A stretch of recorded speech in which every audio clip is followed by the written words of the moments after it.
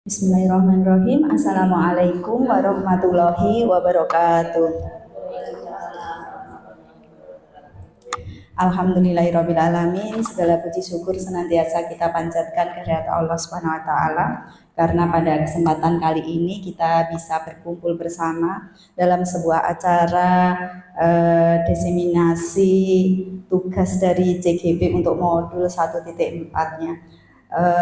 Kedua kalinya salawat serta salam teruntukkan junjungan kita Rasulullah Muhammad SAW beserta keluarganya dan juga para sahabatnya, dan semoga kita semua mendapatkan syafaatnya di yaumul akhir nanti. Allahumma amin.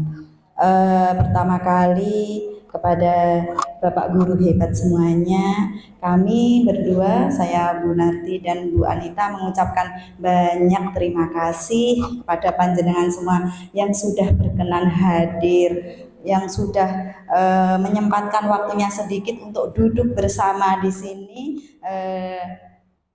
dalam rangka sebuah kegiatan yang insya Allah di dalamnya penuh dengan makna, ya. Di dalamnya kami berharap nanti juga bisa membawa pengaruh yang baik kepada rekan-rekan guru semuanya.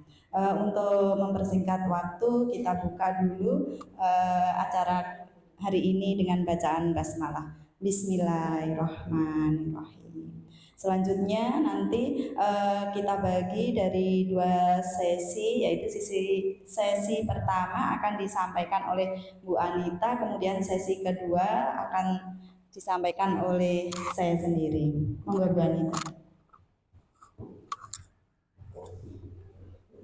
Terima kasih. Mohon izin Bapak Ibu.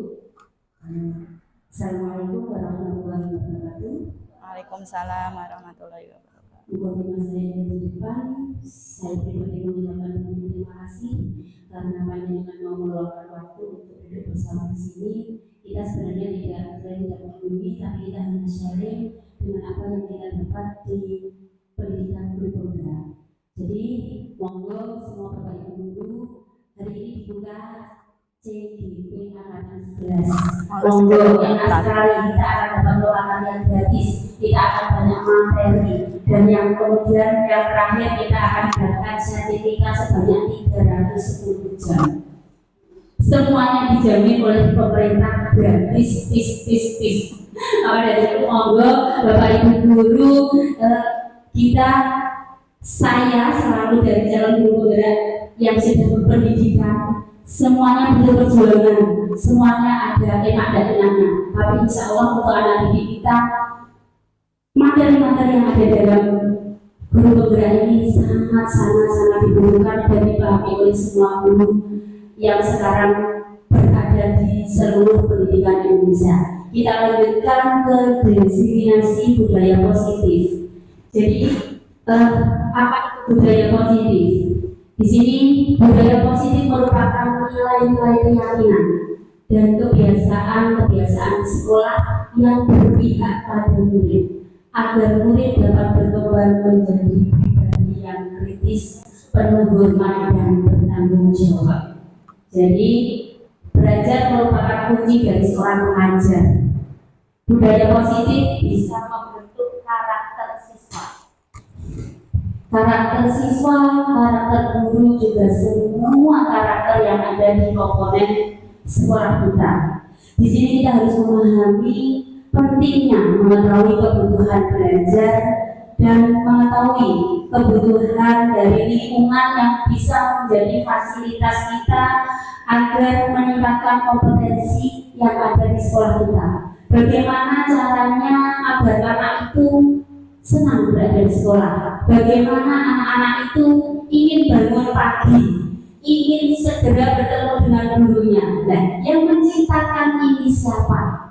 Diawali dari pengajar, dari kita, dari Bapak Ibu guru. Jadi di sini makanya ada materi mengenai budaya positif yang melalui kebiasaan-kebiasaan, sehingga kebiasaan-kebiasaan itu akan mampu membentuk karakter siswa. Dilanjutkan kita masuk dalam selanjutnya, bagaimana cara yang harus dilakukan untuk menciptakan budaya positif ini.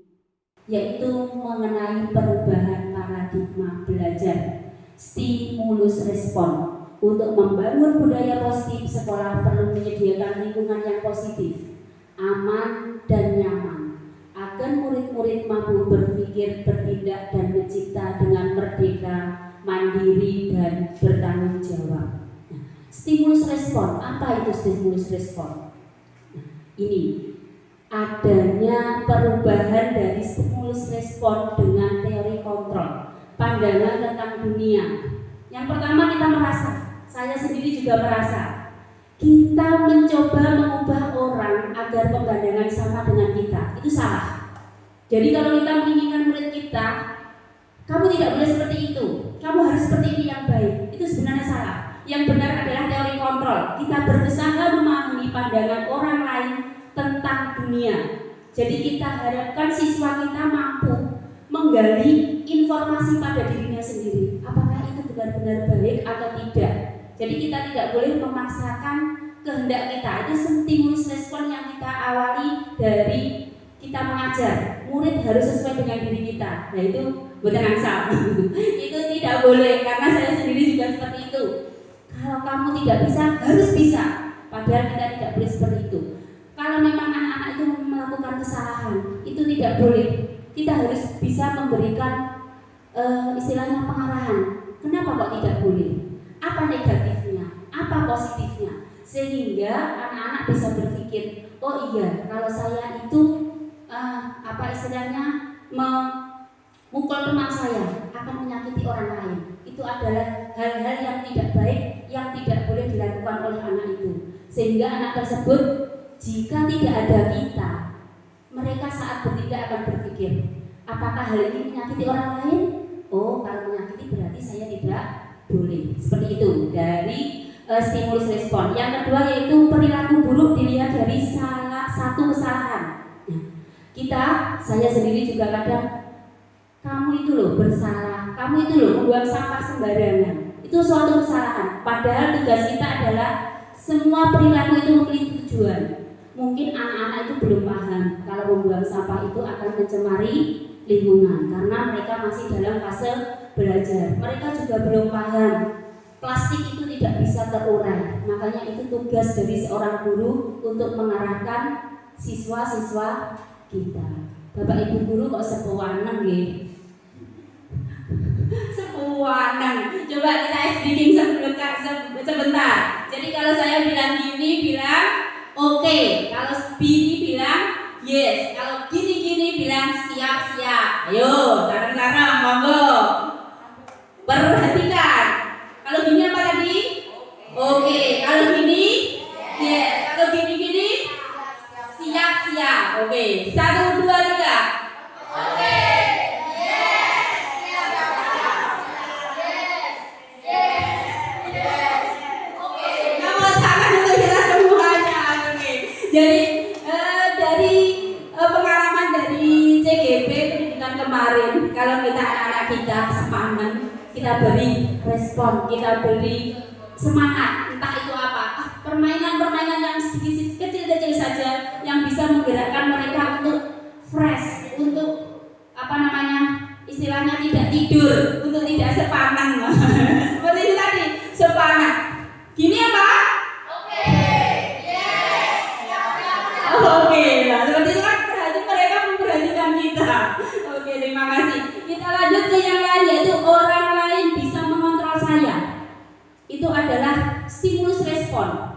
Tetapi teori yang benar yang disampaikan oleh ini hanya kita atau hanya Anda yang dapat mengontrol diri kita. Jadi hanya siswa yang bisa mengontrol dirinya sendiri. Itu sangat-sangat harus kita pahami. Kita tidak akan teriak-teriak, kita tidak akan marah-marah jika mengetahui teori ini. Oh, ternyata anak itu hanya anak yang bisa mengontrol. Kita tidak bisa mengontrol anak. Kemudian yang selanjutnya, saya bisa mengontrol orang lain. Itu tidak bisa. Kita tidak bisa mengontrol orang lain. Apa yang harus kita lakukan? Anda tidak mengontrol orang lain. Kita jangan mengontrol anak-anak. Kemudian pemaksaan ada pada saat rujukan dan gagal. Ayo le, gak parah ngono. Kok nek ngono ayo bersihkan kamar mandi. Nah, itu namanya suatu bujukan, suatu pemaksaan. Oh, berarti aku gak usah seperti itu. Nanti seperti itu aku akan bersihkan kamar mandi. Tetapi apa? Ya, kolaborasi dan konsensus menciptakan pilihan baru. Anak-anak kita kasih pilihan. Apakah benar? Kalau kamu seperti itu bagaimana? Kalau kamu tidak kamu lakukan bagaimana? Kemudian stimulus respon yang selanjutnya, model berpikir menang atau kalah. Jadi dalam sekolah jangan ada menang atau kalah. Kita terapkan ke anak-anak, semua anak pasti bisa menang, menang, dan menang. Karena apa?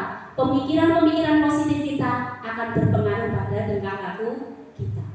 Makanya anak-anak kalau di sini, Bu, gak bisa. Jangan bilang gak bisa, tapi belum bisa. Kalau gak bisa itu adalah doa kalau kita tidak akan bisa seterusnya. Kalau belum bisa mungkin kita setelah berusaha akan bisa. Nah, pemikiran-pemikiran positif seperti ini yang harus pertama kita tumbuhkan pada diri pengajar terlebih dahulu. Karena sebagai pengajar, apa yang dikatakan oleh Ki Hajar Dewantara, tuturi handayani ing ngarsa tulodo ing madya mangunkarsa tuturi handayani. Seorang guru adalah teladan. Jadi apa yang dibicarakan oleh seorang guru, apa yang dilakukan oleh seorang guru akan secara otomatis terekam oleh anak didiknya. Saya sendiri punya pengalaman, Bapak Ibu guru, di waktu kecil kita, Bapak Ibu guru punya pengalaman dan dulu dimarahi gurunya, mungkin sempat disobek bukunya, itu melekat sampai sekarang. Nah, itulah yang nanti kita lakukan pada anak akan melekat mereka sampai dewasa. Kemudian selanjutnya yaitu budaya positif diciptakan dengan disiplin positif. Bagaimana dok disiplin positif ini akan terwujud? Ada 3 motivasi kebutuhan manusia. Yang pertama, untuk menghindari ketidaknyamanan atau hukuman. Jadi anak-anak itu mungkin saya takut buang sampah sembarangan nanti kalau dihukum. Berarti motivasi itu tidak dari diri sendiri. Itu yang tidak ingin kita lakukan. Kalau tidak ada kita mungkin mereka akan buang sampah. Berarti dia tidak sadar dari dirinya sendiri. Yang kedua yaitu untuk mendapatkan imbalan. Ayo, yang nggak pernah buang sampah nanti dapat hadiah. Ayo teman-temannya nanti dilihat. Nah, mereka juga akan merasakan, oh aku pengen hadiah, makanya aku gak buang sampah. Aku pengen tidak dimarahi bu guru, aku ingin dipuji bu guru. Itu adalah motivasi eksternal dari luar. Yang kita butuhkan yaitu yang pertama, yang poin 3, untuk menjadi orang yang mereka inginkan dan menghargai diri sendiri dengan nilai-nilai yang mereka percaya. Nah, kita tumbuhkan kepercayaan anak-anak. Nah, kalau seperti ini itu tidak baik. Nah, kalau seperti ini itu tidak benar. Karena apa? Guru itu kalau dalam KHD dikatakan sebagai petani. Petani itu tugasnya hanya menyuburkan, merawat. Jadi anak-anak itu sudah punya kodratnya masing-masing dari rumah. Mungkin ada yang jagung, ada yang padi, ada lagi yang kacang hijau. Kita tidak bisa anak yang padi itu akan kita tumbuhkan di sekolah jadi jagung, tidak. Yang dari rumah dapat jagung kita tumbuhkan di sini jadi padi, tidak. Tapi pendidik itu adalah sekolahan itu wahana, berupa pendidik itu sebagai petani. Bagaimana cara kita menyelamatkan anak-anak kita? Bagaimana cara kita menumbuhkan sifat-sifat positif mereka? Bagaimana kita mengarahkan anak-anak kita? Kalau padi bagaimana caranya biar betul waktu seperti ya Pak Rin? Nah, itu bagaimana dipupuk? Nah, seperti itu. Sikap-sikap anak-anak juga harus dipupuk dari sejak dini. Nah, inilah yang ketiga yaitu tujuan dari disiplin positif, yaitu yang ketiga. Motivasi yang ketiga. Ketika murid-murid kita memiliki motivasi dari mereka tidak memiliki telah memiliki motivasi intrinsik yang berdampak jangka panjang. Motivasi yang tidak akan berpengaruh pada adanya hukuman atau hadiah. Mereka akan tetap berperilaku baik dan berlandaskan nilai-nilai kebajikan karena mereka ingin menjadi orang yang menjunjung tinggi nilai-nilai yang mereka hargai. Jadi dari uraian di atas kita dapat memahami bahwa sekolah diibaratkan sebagai tanah, tempat bercocok tanam, sehingga guru harus mengusahakan sekolah jadi lingkungan yang menyenangkan, menjaga, melindungi murid dari hal-hal yang tidak baik. Dengan demikian karakter murid akan tumbuh dengan baik. Dan contohnya seperti tadi, saat anak yang malas bisa menjadi semangat belajar. Karena apa? Saya besok pengen sekolah karena kemarin sudah diajak berguru ingin membuat telur dadar. Hal-hal seperti itu, model-model pembelajaran yang mungkin menarik bagi siswa, yang akan membuat siswa itu ingin sekolah, ingin bertemu gurunya. Aku senang sama bu guru. Mungkin mereka akan lebih merasa nyaman saat berada di sekolah. Jadi kita sebagai pendidik bertugas untuk membuat kenyamanan di lingkungan sekolah kita, sehingga budaya positif yang ada di sekolah itu akan dapat terlaksana. Selanjutnya, pertanyaan sekarang adalah bagaimana cara kita sebagai guru untuk menanamkan disiplin positif yang positif ini kepada murid-murid kita. Ketika seorang murid melakukan suatu perbuatan yang bertentangan nilai-nilai kebajikan atau melanggar peraturan, hal itu sebenarnya dikarenakan mereka gagal memenuhi kebutuhan dasar mereka. Apa saja kebutuhan dasar manusia? Yaitu untuk bertahan hidup, sebagai penguasaan, kasih sayang, kesenangan, dan kebebasan. Nah, dari situ, jadi kalau anak-anak itu melanggar, harus kita tanyakan, sebenarnya apa? Kenapa kok kamu seperti itu? Jadi pasti mereka melanggar, ada satu kebutuhan dasar mereka yang tidak terpenuhi, entah itu kebebasannya, entah itu kesenangan, entah itu rasa kasih sayang yang tidak mereka peroleh dari rumah. Jadi kita adalah orang tua kedua yang sangat diharapkan masyarakat, yang sangat diharapkan pemerintah untuk bisa membentuk karakter-karakter pada anak-anak. Karena Bapak Ibu guru, kita bukan produk, kita tidak menciptakan produk. Mungkin apa yang kita perbuat ini baru bisa terlihat 45 tahun ke depan, kita cuma 10 tahun ke depan, 15 tahun ke depan, karena kita adalah pencipta karakter. Apa yang kita lakukan saat ini akan membentuk kebudayaan di tahun-tahun yang akan datang. Seperti itu. Jadi kemudian kita lanjut ke ada satu kuesioner, mungkin nanti bisa ditularkan ke anak-anaknya. Jadi di situ ada kuesioner tentang situasi yang sesuai dengan diri Anda. Jadi nanti tolong silahkan dilingkari, kemudian salah satu dengan nanti bisa mengetahui saya itu berada di zona yang keberapa, kebutuhan dasar yang belum terpenuhi yang keberapa. Enak kok kali 1, 3, 5 gitu aja. Yang penting ini adalah untuk sebagai contoh, mungkin bisa dikasihkan ke anak-anak. Saya bagi ya Ibu. Nah, itu adalah contoh-contoh kuesioner yang mungkin kita bisa tulis. Di situ ada skornya. Minta murid-murid Anda untuk mengisi kuesioner di atas dan kelompokkan hasilnya berdasarkan skor tinggi pada kebutuhan dasar. Jadi kalau nomor 1 sampai nomor 10 itu yang paling tinggi, berarti dia ya kasih sayang dan rasa diterima. Kemudian yang nomor 11 sampai 20 itu kekuasaan. Nomor 21 sampai 30 tentang kebebasan. Nomor 31 sampai 40 adalah kesenangan. Dari hasil tersebut, apakah ada kesadaran-kesadaran baru yang Anda dapatkan tentang murid-murid Anda? Apa yang Anda akan lakukan? Dari kuesioner itu kita bisa menggali siswa itu seperti apa dan bagaimana dan apa yang harus kita lakukan. Jadi kita memang harus istilahnya istilahnya dari kalau di SMP mungkin BP harus kita tahu kenapa anak itu selalu bikin onar di kelas, kenapa anak itu selalu pendiam di kelas. Nah, kita gali. Mungkin salah satu bahannya daripada kita mencari di mana-mana, di modul guru penggerak sudah ada. Nah, itu akan memberikan kita suatu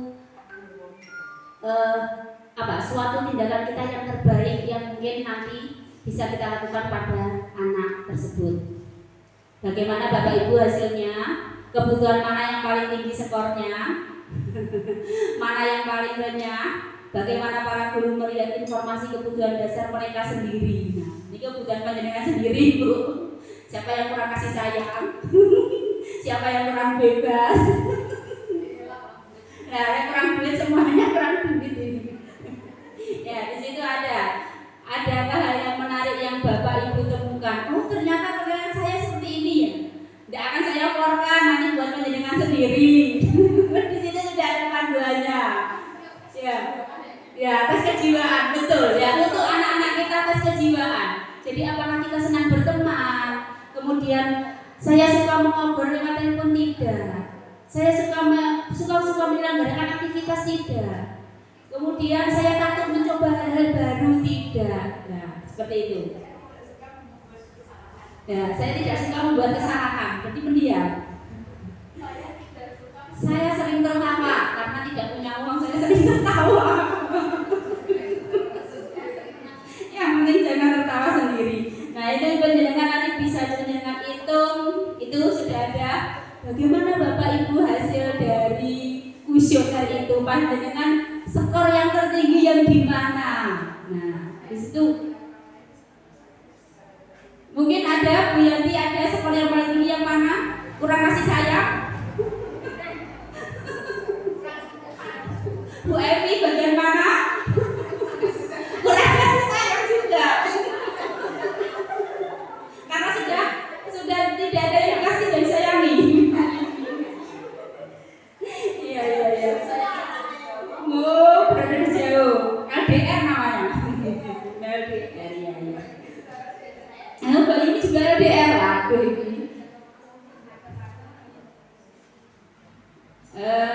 Itu adalah salah satu contoh kuesioner Ibu.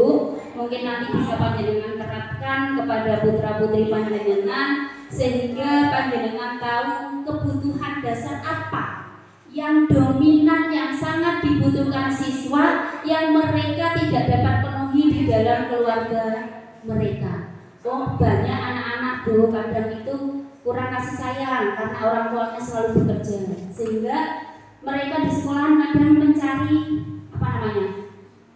mencari perhatian, entah itu bikin ribut, entah itu bikin apa. Makanya kita gali, kenapa toh kamu itu yang lain diam, yang satunya temanmu bisa diam, kamu kok tidak? Kenapa? Apa yang kamu rasakan kalau kamu sudah menjahili orang? Oh, senang Bu. Nah, kalau senang, kalau kamu dijahili orang bagaimana? Kita umpan balik, kita timbal balik ke anak-anak. Jika kamu yang seperti itu kan, apa perasaan kamu? Ingin marahkah? Kemudian nangiskah? Atau cuma sedih? Nah, dari situ panjenengan akan tahu sifat anak itu bagaimana. Oh, bocah ini ternyata nek dikasari tambah nemen. Oh, bocah ini ternyata kalau dilunai ternyata tambah manut. Atau oh, anak ini memang butuh motivasi agak tegas. Nah, dari kuesioner tersebut panjenengan akan lebih memudahkan untuk menangani siswa-siswa yang mungkin akan memiliki tingkah laku yang berbeda dari teman lainnya. Karena saya yakin pasti di setiap sekolah pasti ada. Oh, saya minta tolong. Minta tolong. Mungkin ada yang sedikit sudah dapat. Yang mana? Oh, menghitung. Ya, itu salah satu aja nanti ditambahkan 1. Jadi 1 sampai 10 ditambahkan. Skornya berapa? Di antara nomor 1 sampai 40, per 10 itu yang paling tinggi yang mana? Nah, itu ada di bagian akhir. Ya, ada di bagian akhir. Menurut Anda, pernyataan nomor 1 sampai 10 mencerminkan kebutuhan apa? Itu sudah dijawab di C. Kalau skor sampai 100 sampai 10, berarti panjenengan kasih sayang dan rasa terima kasih. Oh, cukup kasih sayang. Yang paling kecil. Oh iya, sama. Iya Bu, sekarang itu kita tidak bisa bebas. Kita sebagai pengajar tidak bisa bebas Bu. Masih banyak tugas yang menumpuk, betul. Berarti sesuai dengan saya juga kurang bebas tadi malam. Kebebasan kita, padahal kita sudah merdeka. Nah, Bapak Ibu guru, iya, Bu Rosi kurang apa? Kasih sayang kah? Oh sama. Oh kode. Oh sefrekuensi. Jangan buka kartu loh. Oke, monggo Bu sini. Bagaimana? Penjenengan paling besar apa? Oh ini belum. Oke. 11.20 apa ya? Mau gimana apa? Oh, berarti sudah berkuasa. Kekuasaannya sudah terpenuhi. Dia sebagai penguasa sudah terpenuhi. Oke, kita lanjut Bapak Ibu, monggo. Sudah untuk kuesioner.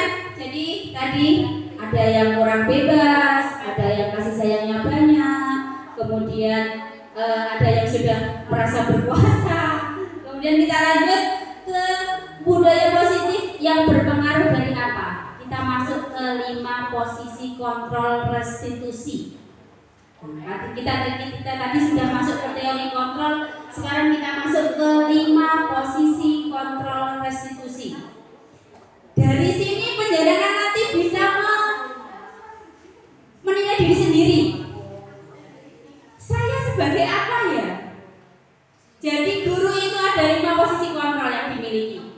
1 sebagai penghukum, 2 sebagai pembuat rasa bersalah, yang ketiga kita sebagai teman, kemudian pemantau dan manajer. Kira-kira di antara ini penjenengan yang mana Ibu? Kalau terhadap sebagai guru pengajar, penjenengan kalau ada anak yang melakukan kesalahan, yang jelas yang melakukan kesalahan ya. Di 5 posisi kontrol ini, penjenengan berlaku siapa? Penghukumkah, pembuat rasa bersalahkah, atau temankah, atau pemantau atau manajer? Oh teman, alhamdulillah berarti masih ada di tengah-tengah.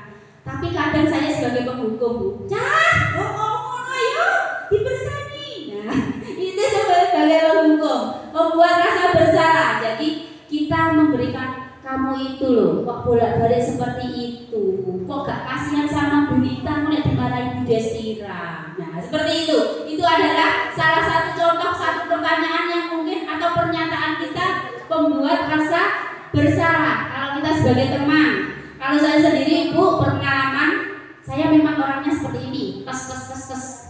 Tapi sebelum saya mengenal ini, saya juga merasa kalau anak Iko tak kerengi, kok terus nek mesu karo aku piye. Jadi mungkin setelah kita memberikan, kalau pengalaman saya kemarin, setelah kita memberikan hukuman, saat-saat entah itu istirahat, entah itu apa, kita dekati anak-anak. Kamu tahu kenapa Bunita seperti ini? Kamu paham enggak kenapa kok ada aturan seperti ini? Nah, seperti itu. Itu mungkin ada rasa-rasa sedikit dengan teman, sehingga anak-anak itu, oh ternyata ibu guruku ini meskipun marah ke aku, ternyata juga masih sayang ke aku. Bunita kadang saya sendiri juga kadang minta maaf ya nak, maaf ya Cak, kenapa kok Bunita suruh kamu seperti itu? Biar kamu besok lagi tidak mengulangi. Kemudian ada lagi sebagai pemantau. Memantau berarti mengawasi. Pada saat kita mengawasi, kita bertanggung jawab atas perilaku orang-orang yang kita awasi. Posisi pemantau berdasarkan pada peraturan-peraturan dan konsekuensi. Apa toh setelah kuesioner ini kita kasihkan ke anak? Apa tindak lanjut selanjutnya? Dari situ kita dapat menganalisis. Jadi anak-anak ini yang terpenuhi adalah seperti ini. Dari kebebasan, kesenangan, 5 kebutuhan, 5 kebutuhan yaitu 5 kebutuhan dasar manusia yang wajib dipenuhi manusia, harus dipenuhi seseorang itu biar tidak melanggar Oh ternyata anak ini senangnya usil, dia punya kesenangan. Bagaimana kita mengarahkan ke anak bahwa kesenangan mereka itu jangan sampai merugikan orang lain. Jadi tindakan-tindakan seperti itu. Kalaupun di situ ada kebebasan, kita gali.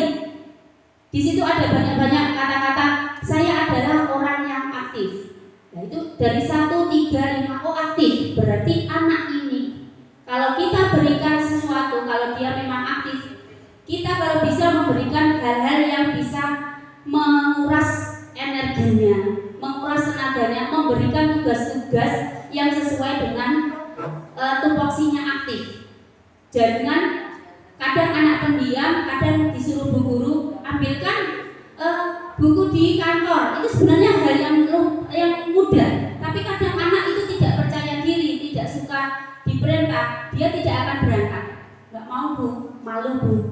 Dari sini kita tahu, oh anak ini yang bisa dimintai tolong seperti ini. Mungkin ada lagi yang dimintai tolong dalam hal lain.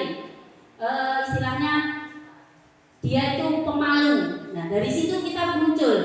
Pemalu kenapa? Oh di rumah ternyata sering dimarahi ibunya. Ternyata ibunya ada kata-kata kamu itu loh sama itu kok nggak bisa. Jangan sampai kita membanding-bandingkan. Betul. Jadi kebutuhan kalau 5 kebutuhan dasar itu terpenuhi oleh anak, insya Allah anak itu tidak akan melakukan pelanggaran seperti itu. Mungkin kalau nanti kurang pas bisa dilanjut ke Bu Sunarti dengan materi sesudah apa yang akan kita lakukan sesudah ini. Monggo Bu Sunarti. Yuk kita breaking dulu.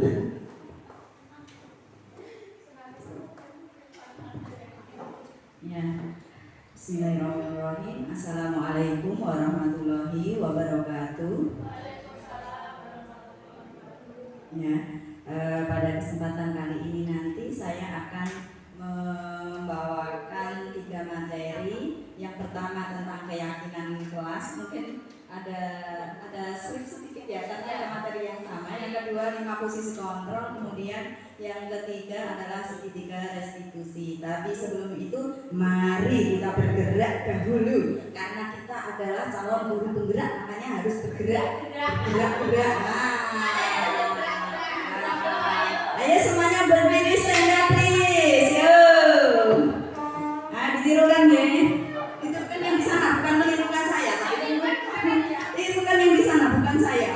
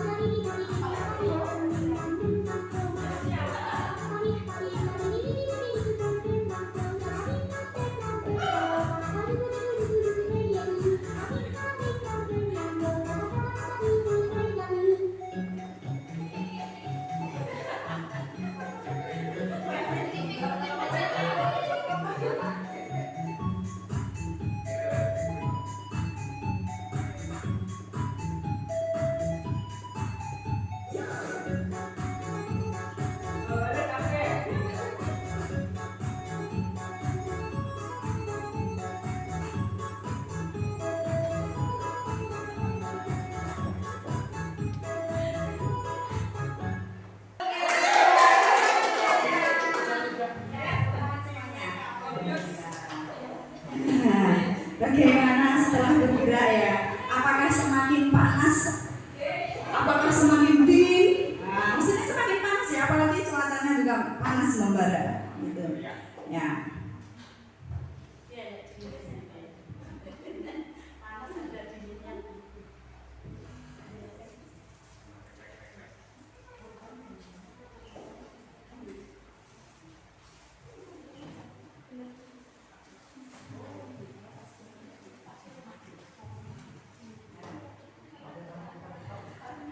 Alhamdulillah, kami di sini saya Bu Nita di depan ini bukan untuk menggurui, saya mohon izin untuk sekedar sharing ya, sharing atas apa yang kami dapat, mungkin nanti bisa menginspirasi rekan-rekan semuanya. Dan ini mumpung masih dibuka pembukaan pendaftaran CGP Angkatan 11, monggo, mumpung masih ada waktu, mumpung masih muda, mumpung belum sibuk, monggo sambutlah. Karena apa? Di dalam CGP ini, kalau saya boleh cerita, di awal itu saya mempunyai ketakutan yang luar biasa. Ketakutannya apa?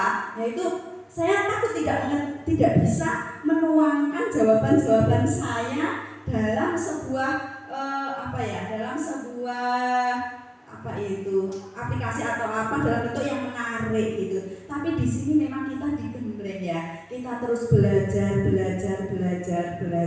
Akhirnya alhamdulillah meskipun belum sempurna, tetapi kalau ada kemauan belajar, insya Allah kita akan bisa. Terus ternyata dari satu modul yang sudah berlalu ini, ternyata saya secara pribadi itu merasa dikuliti habis-habisan. Iya, saya merasa dikuliti habis-habisan sebagai seorang guru. Ternyata apa yang saya praktekkan selama saya menjadi guru itu ternyata kurang benar. Saya anggap itu benar, itu yang terbaik untuk siswa, ternyata itu tidak sama sekali. Justru kadang saya kalau merenung itu miris. Justru saya itu termasuk yang membunuh kreativitas siswa. Itu bahasa kasarnya begitu. Ya, kembali ke budaya positif. Di awal tadi sudah disampaikan oleh Bu Anita tentang budaya positif itu apa, reward itu apa, dan sebagainya. Materi pertama saya yaitu tentang keyakinan kelas. Tentang keyakinan kelas. Mengapa harus keyakinan kelas? Mengapa tidak peraturan kelas saja? Karena saya mengambil moda daring, mohon nanti untuk di respon. Ayo, bisa raise hand. Oke, silakan. Mengapa kok keyakinan kelas? Mengapa tidak peraturan kelas saja? Ya, monggo Bu Evi. Kalau keyakinan kelas mungkin kita tanya ke anak, Ya. bukan suatu peraturan, tapi semacam itu yang dikehendaki anak maunya seperti apa. Cuman bagaimanapun juga kan harus ada keseimbangan Ya. dengan Ya, oke, baiklah. Might be like that, might be like this. Ya, saya terima. Oke, baiklah. Mungkin dari sisi sini, ya, sisi yang cantik-cantik dan ganteng ini. Dekat-dekat aku, namanya semakin. Ayo, raise hand please. Ayo, kenapa? Kenapa kok keyakinan kelas? Mengapa tidak peraturan kelas saja? Kan kita tuh sudah terbiasa tuh dengan peraturan kelas. Apa ini gaya odo-odo? Amarga. Itu bahasa Indonesianya amargi itu sekarang amarga. Ya, apa karena ini gaya-gayaan naik pas CGP terus gaya keyakinan kelas begitu? Ya. Atau mungkin karena ini kurikulum merdeka, makanya pakai keyakinan kelas, peraturan itu tidak. Ayo, raise hand please. Yuk, tunjukkan pesonamu. Yang muda-muda monggo. Terus kayaknya masih muda juga. Ayo. Mengapa? Iya, monggo. Kalau menurut saya lebih baik keyakinan kelas karena itu muncul dari dalam diri siswa itu sendiri, bukan dari dalam diri siswa. Oke. Peraturan kan ya sudah ada yang tinggal mereka lakukan saja, bukan dari dalam diri mereka sendiri. Iya, betul ya. Nah, secara internal gitu ya, dalam diri, secara internal. Oke. Eksternal. Oke, baiklah. Next. Nah, 11 sebelum kita menjawab tadi mengapa harus keyakinan tidak peraturan, ini saya mempunyai 2 kalimat pemantik ya. Yang pertama, kita ini semua rata-rata pengguna sepeda motor ya. Pengguna mobil ya nggak apa-apa sih. Ya. Iya. Kita kalau naik sepeda motor itu menggunakan helm, betul nggak? Itu peraturan atau keyakinan? Peraturan. Terus yang kedua, kalau zaman COVID dahulu kita ada pakai masker, harus cuci tangan, physical distancing, itu peraturan atau keyakinan? Keyakinan, saya terima ya. Mengapa pertanyaan pertama, mengapa kita memiliki peraturan tentang penggunaan helm pada saat mengendarai kendaraan roda 2? Mengapa coba? Agar tidak menangkap polisi, karena polisi itu adalah tugasnya menangkap. Apa? Coba kira-kira untuk apa sih sebenarnya kalau kita itu naik sepeda motor kok menggunakan helm? Untuk keselamatan. Untuk keselamatan, saya tampung. Kemudian yang kedua, mengapa kita memiliki peraturan tentang penggunaan masker dan mencuci tangan setiap saat? Mengapa coba? Untuk apa?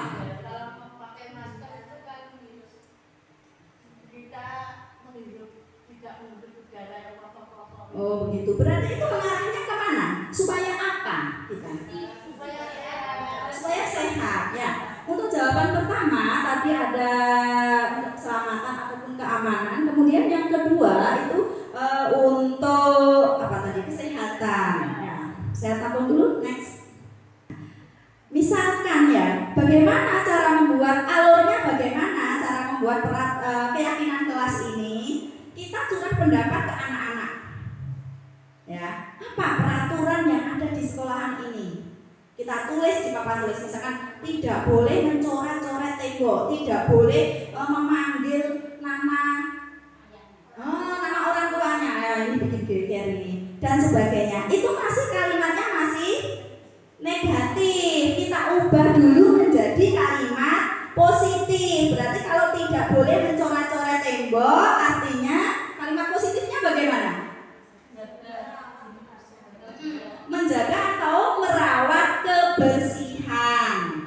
Kalau tidak boleh memanggil temannya dengan nama orang tuanya, berarti kita ubah menjadi kalimat positifnya bagaimana? Memanggil teman dengan namanya sendiri, begitu ya, bukan nama wadanannya ya, dengan namanya sendiri ya. Itu berarti kita sudah mengubah kalimat negatif menjadi kalimat positif. Dari kalimat-kalimat positif itu kalau dikumpulkan nanti banyak, kita cari hal-hal mana yang mempunyai kebajikan universal yang sama. Misalkan kalau apa itu tadi merawat kebersihan kelas, berarti nilai kebajikannya apa di sini? Bersih atau kebersihan. Terus tadi memanggil temannya dengan namanya, berarti nilai kebajikannya apa ini? Menghargai atau menghormati, seperti itu. Itu nanti yang akan menjadi keyakinan kelas yang harus dijunjung oleh setiap warga kelas. Kalau sudah terjadi ada beberapa kebajikan universal, kita tulis kemudian kita tempel di tembok kelas. Jadilah itu keyakinan kelas. Mengapa harus ditempel? Iya, supaya selalu diingat oleh anak-anak. Ditempel di tempat yang strategis, semua anak-anak bisa lihat. Apalagi ditempelnya dengan hiasan-hiasan ini. Ibu-ibu ini kalau sudah menghias ini jagonya. Apalagi Mbak Yanti ini kalau menghias. Apalagi kalau menghiasnya sambil ditempeli uang gitu, nanti semua orang mendekat itu ya. Gitu. Ya, itu tentang keyakinan kelas. Untuk untuk memastikan memastikan keyakinan kelas itu berjalan dengan baik, di sini diperlukan sebuah kontrol dari seorang guru ya. Meskipun sudah ada keyakinan anak itu unik semuanya, berbeda, nggak ada yang sama. Kadang yo eling, kadang yo lali.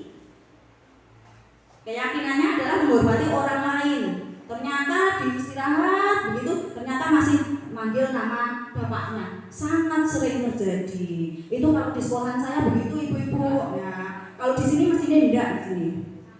Oh sama. Oh ya. Saya kira di sekolahan saya saja, ternyata tidak. Ya. Maka di sini diperlukan sebuah posisi kontrol guru. Ini ada sebuah studi kasus. Tapi jangan ditiru ya ini. Pas studi kasus nanti banyak kasus-kasus di belakangnya. Berarti Bu Nanti itu penuh dengan kasus. Wah, ngerikan ya.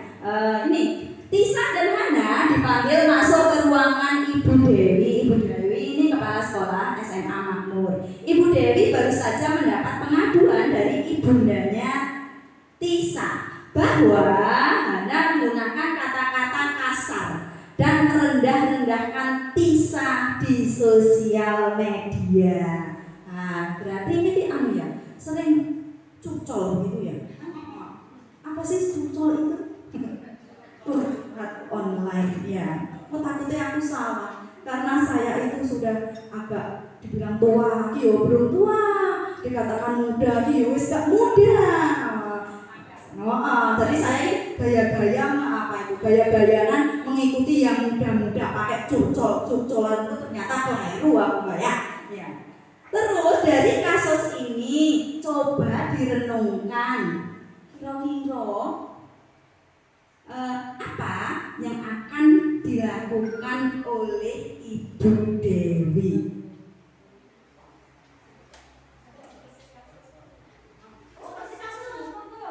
Oh, berarti ini sudah ada punya jawaban. Oh iya, Ibu Dewi monggo. Monggo. Menurut pengalaman belajar ya, ada kasus persis seperti ini tapi di luar sekolahan ya. Jadi yang dipertanyakan dari pihak orang tua, mahasiswa yang korban, mintanya sekolah itu untuk menengahi hal itu. Terus sekolah pun kebingungan karena memang ini sebenarnya kalau setelah ditanyakan dari dua pihak itu datangnya dari kedua orang tua mereka. Akhirnya ya kita tanya dari sisi korban satu sama yang satunya dari bapak ibunya. Ditempuh Ya, tapi cuma via telepon. Karena mereka di sini kan nggak mau. Nggak mau Bu. Takutnya perang ya. Bukan anak kita. Oh, gitu. Karena memang kita mengambilnya bukan omongan kita karena itu masalah orang tua yang dibawa anak terus dibuat ecek-ecekan di media sosial. Tapi kayak sempat kita diteror. Oke, baik. Sip, good. Yang lainnya mungkin punya solusi yang berbeda. Ya, monggo kelompok PB. Kan sedang PB. Monggo silakan. Ya.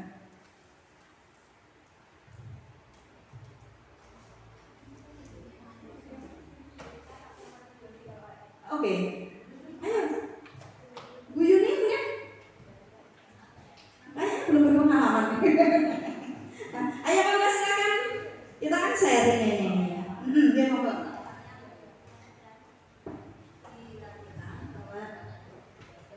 Pertama yang ditanya dulu dari pihak korban, apa sebenarnya masalah mendasarnya? Hampir sama sih sama Bu Yanti. Terus kan pasti ada pembelaan dari pihak yang tersangkanya. Nah, setelah dicari titik temunya baru bisa diselesaikan. yang kami sudah lakukan itu ada juga, cuma ya gitu, orang tuanya minta diselesaikan sama bu guru, dan gurunya setelah mengorek permasalahannya ternyata tidak seberat apa yang dinyatakan oleh orang tuanya. Jadi mereka paling hanya salah paham seperti itu. Setelah mengetahui dari mereka itu bahwa ternyata bukan korban, mereka hanya sedikit salah paham, terus mereka bisa menerima satu sama lain. Terima kasih Bu Yanti dan Bu Evi atas responnya hari ini. Oke, next. Ya memang kita sebagai seorang pendidik itu harus mampu menjadi penengah, tidak berat sebelah, tidak ya. Kita mengambil keputusan berdasarkan data-data yang ada, dan yang perlu diingat datanya itu jangan berasal dari satu sumber saja. Ini harus kita gali dari sisi satu dan sisi satunya lagi, sehingga kita mempunyai data yang valid. Kalau data kita valid, insya Allah kita akan bisa mengambil sebuah kebijakan itu secara baiknya. Kemudian posisi kontrol guru itu ada 5, sama seperti yang disampaikan oleh Bu Dita tadi, yaitu yang pertama sebagai penghukum, kemudian yang kedua sebagai pembuat rasa bersalah, yang ketiga posisi kontrol sebagai teman, kemudian sebagai pemantau, dan yang terakhir adalah sebagai manajer. Next. Tahapan segitiga restitusi ini ada 3. Yang pertama yaitu menstabilkan identitas, kemudian yang kedua validasi tindakan yang salah, yang ketiga menanyakan keyakinan. Ada 3 tahapan. Pasti kita pernah melakukannya, tetapi mungkin belum selesai, belum sampai ke 3 tahapan ini. Yuk, tepuk 1. Aduh ya, biasanya goreng ini tepuk 1. Tepuk 2, oke. Tepuk 3, ini gue sekali. Nah, tepuk 1, yes. Tepuk 2, oke. Tepuk 3, semangat. Tepuk 4, tepuk 5, siap belajar. Yuk dipraktek nih. Gurunya ya lah. Tepuk 1, tepuk 2, tepuk 3, tepuk 4, tepuk 5, tepuk 6. Silahkan dimakan sambil dikudapi hidangan yang ada di depannya. Menstabilkan identitas. Bagian dasar dari segitiga restitusi adalah bertujuan untuk mengubah identitas anak dari identitas gagal menjadi identitas sukses. Anak yang melanggar peraturan karena itu sedang mencari perhatian adalah anak yang sedang mengalami sebuah kegagalan. Dia mencoba untuk memenuhi kebutuhan dasarnya, namun ada benturan di situ, sehingga dia melakukan hal-hal yang negatif. Kalau kita mengkritik dia, maka dia akan tetap membuatnya dalam posisi gagal. Tugas kita dari anak yang pada posisi gagal, kita rayu untuk menjadi posisi sukses. Oke, next. Nah, yang kedua masih menstabilkan identitas. Ada pertanyaan, ada dialog yang bisa kita lakukan. Berbuat salah itu tidak apa-apa. Jadi nek muridnya salah, ibu-ibu gak usah ditukani. Muridnya salah didik ae gurune wis merengut sak jam. Nah, gak usah ditukani ya. Karena tidak ada manusia itu yang sempurna. Kita juga bisa mengatakan, saya juga pernah melakukan kesalahan seperti itu kepada anak kita, supaya anak kita itu nggak merasa bersalah terus, gitu. Terus kuatkan anak, kita pasti bisa menyelesaikannya. Bapak Ibu tidak tertarik mencari siapa yang salah, siapa yang benar, tapi Bapak Ibu ingin mencari solusi dari permasalahan ini. Kemudian kamu berhak kok merasa begitu. Apakah kamu sedang menjadi teman yang baik buat dirimu sendiri? Ini adalah pernyataan-pernyataan yang bisa digunakan pada tahap menstabilkan identitas. Karena ketika anak berbuat salah itu dia goyang sekali. Maka perlu kita stabilkan. Oke, next. Ya, validasi tindakan yang salah. Setiap tindakan kita dilakukan pasti dengan tujuan. Sama seperti anak-anak kita, pasti tindakan salah anak itu pasti juga ada tujuannya. Kalau kita memahami kebutuhan dasar apa yang mendasari sebuah tindakan, kita akan bisa menemukan cara paling efektif untuk memenuhi kebutuhan tersebut. Oke, next. Apa yang dikatakan pada tahapan ini?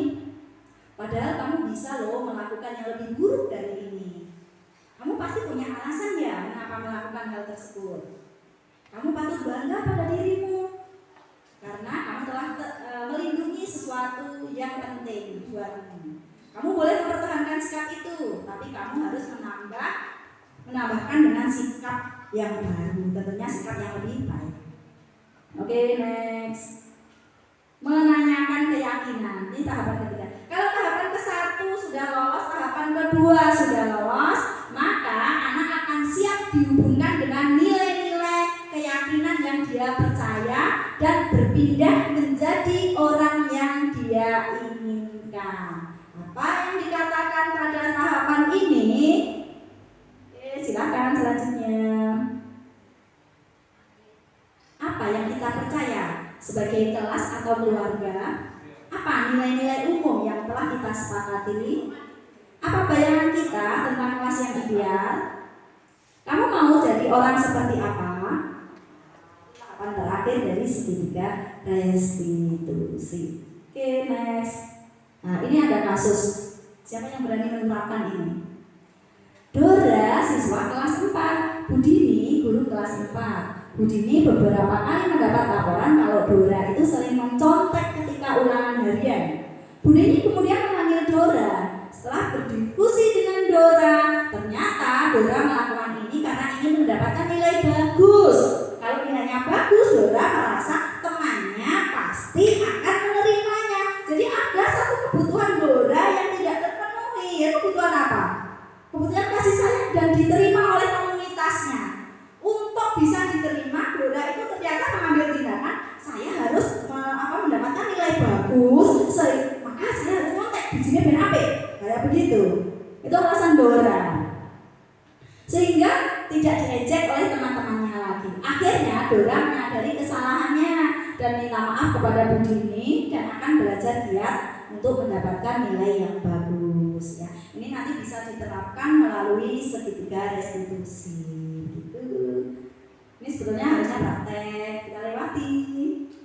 Oke, terima kasih. Dari sini ada yang ditanyakan, silakan. Sebelum saya tutup ini.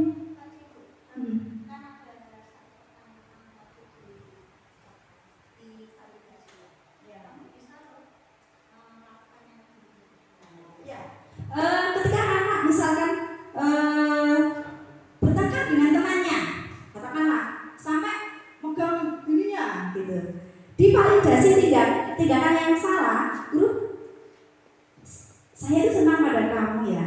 Sebetulnya kamu bisa melakukan yang lebih buruk, lebih parah dari itu, tetapi kamu memilih yang ringan-ringan saja. Supaya apa? Supaya anak itu tidak terus-menerus merasa bersalah, supaya dia segera bangkit seperti itu. Terus kita kaitkan dengan keyakinan kelas yang telah dibuat. Masih ingatkah kamu tentang keyakinan kelas kita? Oh masih Bu. Yaitu kita harus menghormati orang lain. Terus bagaimana caramu untuk memperbaiki ini? Ini Bu, maka saya harus minta maaf dan tidak mengulangi lagi.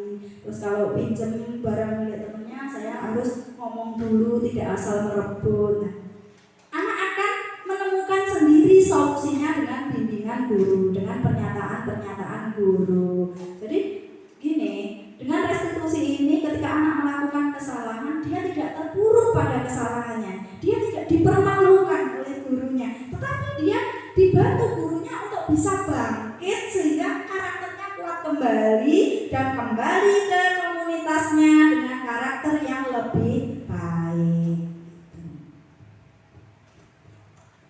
Oke, ada yang ditanyakan? Tidak ya? Nah ini sudah mau malam juga. Ya. Ini kalau saya teruskan itu bisa jam 7 saya itu kalau nggak dihentikan. Ya, terima kasih atas perhatian Bapak Ibu semuanya. Saya berharapnya ini menginspirasi dan bisa diterapkan di kelas kita masing-masing. Dan ingatlah, murid-murid kita itu adalah aset kita. Murid-murid kita itu adalah masa depan kita. Mereka yang akan menggantikan kita jadi guru ke depannya nanti. Jadi jangan biarkan murid-murid kita terpuruk pada kesalahannya. Pasti di setiap kesalahan murid kita ada alasan yang harus kita gali ini. Kita kuatkan murid-murid kita sehingga murid-murid kita menjadi murid-murid dengan profil pelajar Pancasila. Karena nilai-nilai keyakinan di kurikulum Merdeka itu terangkum dalam profil pelajar Pancasila. Salam guru penggerak, tergerak, bergerak, menggerakkan. Ya, assalamualaikum warahmatullahi wabarakatuh.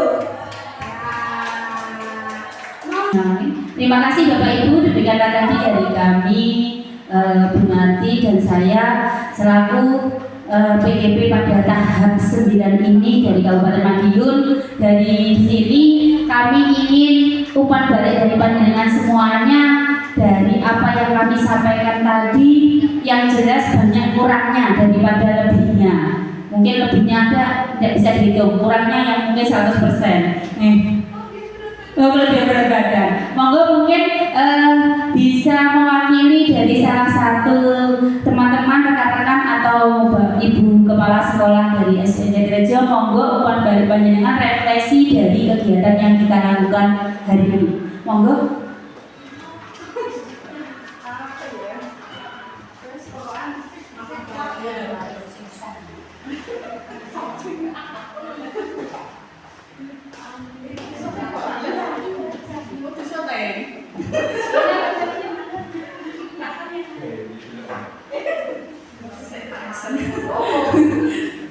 Terus piye?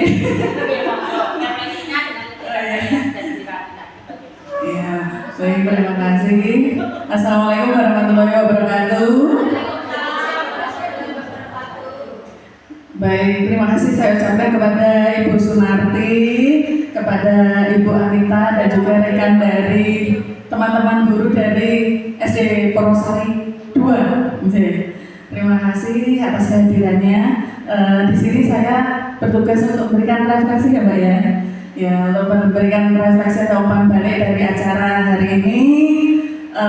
Kegiatan hari ini sangat menarik dan membuat saya lebih semangat lagi ke depannya untuk menyongsong PGP yang berikutnya ya. Ini untuk anak-anak saya, silakan mendaftar ya pada PGP selanjutnya.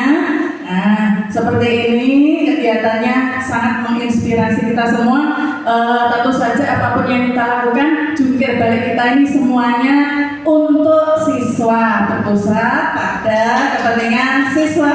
Semoga kedepannya siswa-siswa kita menjadi siswa yang lebih baik dan juga siswa yang bermanfaat bagi nusa bangsa dan agama. Begitu ya Mbak. Assalamualaikum warahmatullahi wabarakatuh. Terima kasih Bu, terima kasih. Rasa semangatnya semoga tertular kepada teman-teman kita yang lain. Ya, amin amin ya rabbal alamin. Saya ingin satu teman lagi yang memberikan refleksi. Monggo dari rekan dari SD Purwosari 2. Monggo. Ya.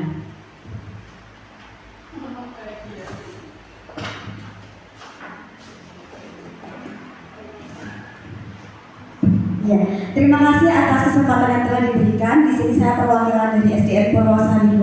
Sebelumnya mohon izin dan terima kasih atas penyampaian dari paparan materi dari Ibu Anita dan juga Ibu Sunarti.